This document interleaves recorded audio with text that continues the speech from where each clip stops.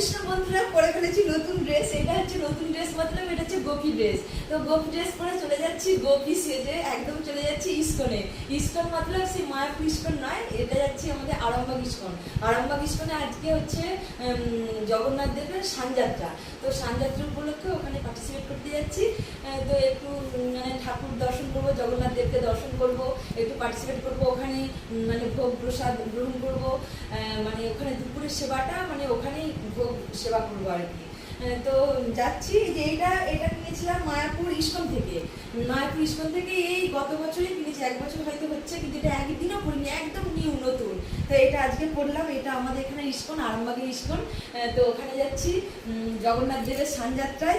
একদম একদম মানে খুব কমফর্ট। প্রচন্ড তো আজকে গরম, এত প্রচন্ড পরিমাণে গরম। এটা একদম পিওর সুতি।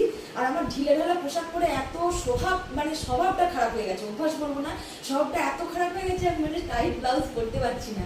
নাহলে এর সাথে একটা টাইট ব্লাউজ পরলে খুব ভালো লাগতো, কিন্তু পুরোটাই ঢিলে ঢালা, পুরো শরীরটা মানে আমি সব ঢিলা ঢালা টপগুলো পরে পরে অভ্যাস খারাপ হয়ে গেছে, সেই জন্য আর কি। তো যাই হোক, এখন টাইট ব্লাউজ পরতে পারছি না। এটা পরলাম, প্রচন্ড গরম, মাঝে মধ্যে দরকার পড়ে এটা এরকম করে নেবো, বা যাই হোক কিছু একটা করে নেবো।